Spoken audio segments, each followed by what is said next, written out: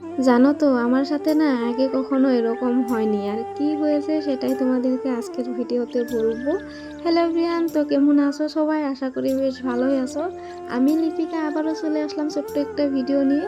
এখন ঘড়ির কাঁটায় ওই মোটামুটি 7টা মতো বাজে। এইদিকে ভোর 5টার দিকে ঘুম থেকে উঠে সমস্ত বাসি কাজ কমপ্লিট করে স্নান করে নিয়েছি। আর জানো তো আমি না রোজ দিন ভাবি যে একটু দেরি করে ঘুম থেকে উঠবো।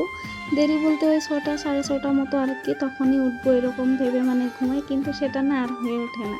তার কারণটা হচ্ছে আমার শ্বশুর মশাই শাশুড়ি মা না ওই ভোর 4টার দিকে ঘুম থেকে উঠে হাঁটতে চলে যায়। আর তখন না আমার ঘুমিয়ে থাকতে একদমই ভালো লাগে না, মানে কি বলবো। আর আমি তখন ওই তাড়াহুড়ো করে উঠে পড়ি আর কি। আর এদিকে কিন্তু আমার শাশুড়ি মা কখনো কিন্তু ওই ঘুম নিয়ে কখনো আমাকে কোনো কিছু এখনো পর্যন্ত বলেনি। তো যাই হোক, এদিকে আমি ফ্রেশ হয়ে রান্নাঘরে চলে আসলাম আর এসে এক গ্লাস জল খেয়ে নিলাম। আর জানো তো আমার না বাসি পেটে জল খেতে একদমই ভালো লাগে না, তবুও খেতে হয় যেহেতু শরীরের জন্য ভালো, সেই জন্য খাওয়া হয় আর কি। আর এদিকে আমি চা খেতেও না সেরকম একটা ভালোবাসি না, কিন্তু আজকে খাচ্ছি। কেন জানি না আমার সেরকম একটা ভালো লাগে না। তো যাই হোক, এদিকে কিন্তু আমি অনেক কিছুই করে ফেলেছি, কিন্তু সেগুলো আর কি ভিডিও ক্লিপ নেওয়া হয়নি। এদিকে রান্না বান্না করেছি, তারপর খাওয়া দাওয়া হয়ে গেছে। আর এখন মোটামুটি বাজে ওই বিকেল 3টে মতো হবে আর কি। আর একটু আগে বরমশাই আমাদের ওই বাড়ি থেকে এই বাড়িতে আসলো। আর আমি বরকে বলেছিলাম আসার সময় যে আমার জন্য বিরিয়ানি নিয়ে এসো, কিন্তু বর নাকি ওই বিরিয়ানি পায়নি, যার জন্য চিকেন পকোড়া আর রোল এনেছে। আর আমি এদিকে একটা চিকেন পকোড়া বার করে খেয়ে নিলাম, এদিকে রান্নাঘরে নিয়ে আসলাম। আর এখন আমি মাকে দেবো, তারপর খাবো। আর সত্যি কথা বলতে না আমার চিকেন পকোড়া খেতে ভীষণই ভালো লাগে, আর রোল খেতে সেরকম একটা ভালো লাগে না আপাতত।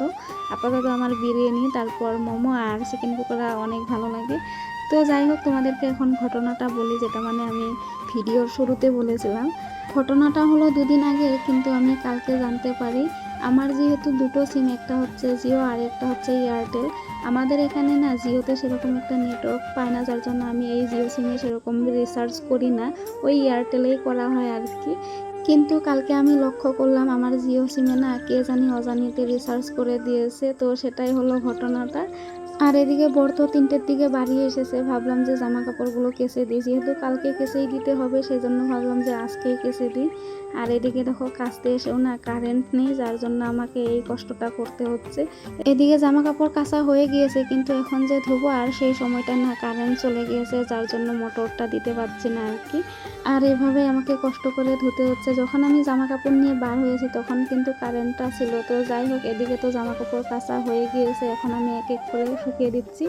এদিকে তো রোদ নেই, আর কিভাবে বা থাকবে। এখন তো সন্ধ্যা ওই 6টা মতো বাজে, তবু আমি এইদিকে জামা কাপড়গুলো মেলে দিচ্ছি যাতে জলটা ঝরে যায়, তারপর ফ্যানের নিচে দিয়ে রাখবো রাতের বেলায়। তো যাই হোক, আজকের ভিডিওটা এই পর্যন্তই। তোমাদের কাছে ভিডিওটা কীরকম লাগলো অবশ্যই একটা কমেন্ট করে বলবে। তো চলো এখন সবাইকে বাই বাই, আজকের জন্য এই পর্যন্তই।